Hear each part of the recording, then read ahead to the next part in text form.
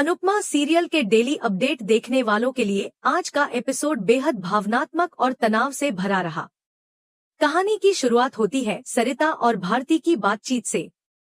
सरिता बहुत गंभीर लहजे में भारती को समझाने की कोशिश करती है कि रजनी पहले अनुपमा को अपने जाल में फंसा चुकी है और अब वही चाल वह भारती के साथ भी चल रही है।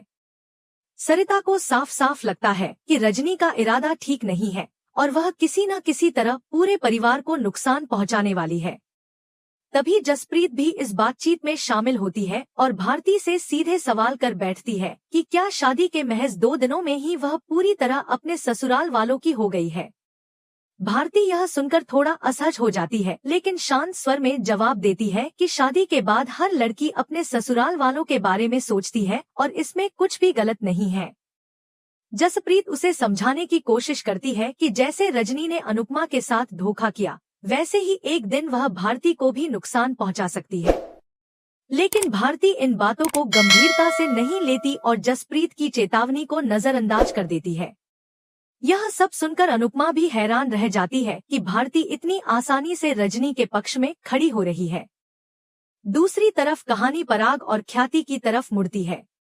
पराग लगातार प्रार्थना के फोन कॉल्स को नजरअंदाज कर रहा होता है। ख्याति उससे पूछती है कि वह प्रार्थना के फोन क्यों नहीं उठा रहा। पराग गुस्से में कहता है कि प्रार्थना ने शाह परिवार को चुन लिया है, इसलिए अब उसे उनके बारे में सोचने की कोई जरूरत नहीं है। वह ख्याति से साफ कह देता है कि प्रार्थना को बोल दिया जाए कि बार बार फोन करके उसे परेशान न करे।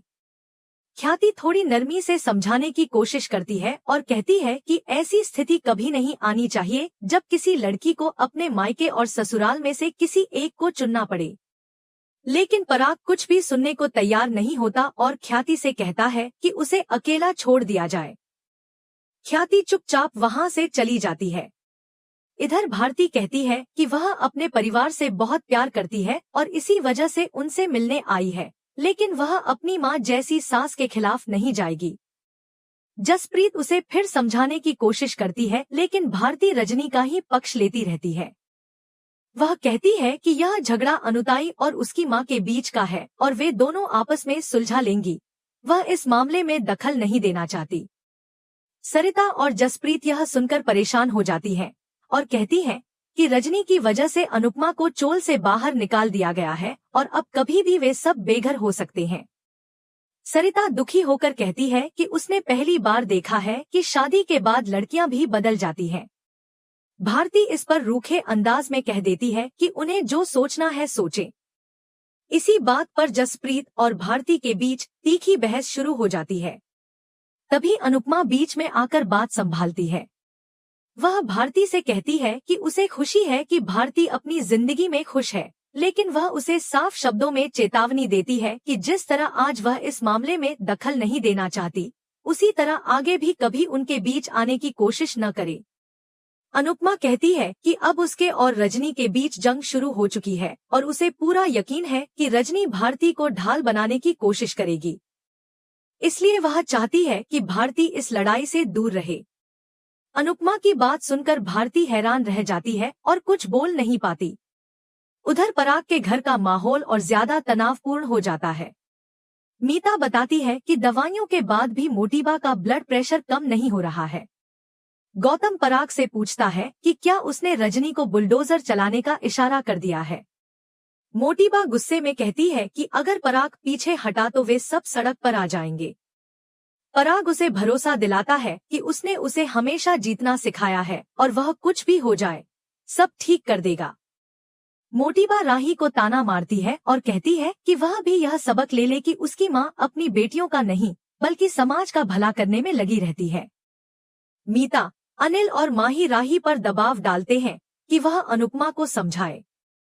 पराग मोटिबा को पानी पीने के लिए कहता है, लेकिन मोटिबा गुस्से में गिलास फेंक देती है और कहती है कि जब तक सब कुछ ठीक नहीं हो जाता वह उसके हाथ का पानी भी नहीं पिएगी। यह देखकर पराग बहुत दुखी हो जाता है और वहां से बाहर चला जाता है। बाहर आते ही मीता पराग पर भड़क जाती है और कहती है कि इस घर में उनका भी हिस्सा है और उनके हिस्से को गिरवी रखने का हक उसे किसने दिया। अनिल मीता को शांत कराने की कोशिश करता है और पराग से माफी भी मांगता है, लेकिन मीता का गुस्सा कम नहीं होता। वह साफ शब्दों में पराग से कह देती है कि चाहे उसे कुछ भी करना पड़े, लेकिन इस घर को हर हाल में बचाना होगा। इतना कहकर मीता और अनिल वहां से चले जाते हैं। राही यह सब कुछ दूर से देख रही होती है। वह बहुत दुखी होकर कहती है कि घर में हर कोई परेशान है और झगड़े बढ़ते जा रहे हैं, और यह सब उसकी मम्मी की वजह से हो रहा है। वह शिकायत करती है कि उसकी माँ बार बार समझाने के बाद भी कोई ना कोई ऐसी गलती कर देती है जिससे पूरे घर की खुशियाँ फिर से उजड़ जाती हैं, और उस पर गुस्सा आने लगता है। इधर तोशु और पाखी प्रार्थना से कहते हैं कि अगर उसे अपने मायके वालों की इतनी चिंता है तो वह जाकर उनसे मिलाए और कुछ दिन वहीं रह ले। तभी अंश आकर तीखे शब्दों में कहता है कि वे दोनों ही कहीं चले जाएं, ताकि बाकी सब लोग शांति से रह सकें। अंश साफ शब्दों में तोशु और पाखी से कह देता है कि आप दोनों खुद तो कुछ करते नहीं हो, फिर बार बार प्रार्थना को मायके जाने के लिए क्यों उकसा रहे हो। तोशु सफाई देता है कि वे सिर्फ प्रार्थना की चिंता कर रहे हैं, क्योंकि मम्मी सारी जिम्मेदारी उठाकर यहाँ से चली गई है। अंश तुरंत कहता है कि अनुपमा कोई शौक से नहीं गई है, वह मजबूरी में गई है, और ऐसे समय में हमें उनका साथ देना चाहिए, न कि उन पर सवाल उठाने चाहिए। प्रार्थना अंश से कहती है कि वह अनुपमा के पास चला जाए, उसका ध्यान रखने के लिए बाबूजी और किंजल भाभी हैं। तोशु फिर भी कहता है कि अगर अंश को जाना ही है तो प्रार्थना को मायके छोड़कर जाए। यह सुनकर प्रार्थना थोड़ी आहत हो जाती है और कहती है कि वह किसी पर बोझ नहीं बनेगी, और अंश से अनुरोध करती है कि वह अनुपमा के पास चला जाए। तभी अचानक अनुपमा वीडियो कॉल पर आ जाती है और अंश से कहती है कि उसे वहां आने की जरूरत नहीं है। वह अंश को समझाती है कि अगर वह सच में उसकी मदद करना चाहता है तो वहीं रहकर प्रार्थना का ध्यान रखे। वह प्रार्थना को भी अपना ख्याल रखने और लीला की बातें मानने की सलाह देती है। अंश माँ की बात मान लेता है और कॉल खत्म हो जाती है। फोन रखते ही अनुपमा के चेहरे पर चिंता साफ दिखाई देती है, लेकिन उसी वक्त राही का कॉल आ जाता है। राही गुस्से में अनुपमा पर बरस पड़ती है और कहती है कि उनकी वजह से पूरे घर में झगड़े हो रहे हैं, सिर से छत जाने वाली है और सब कुछ दांव पर लग चुका है।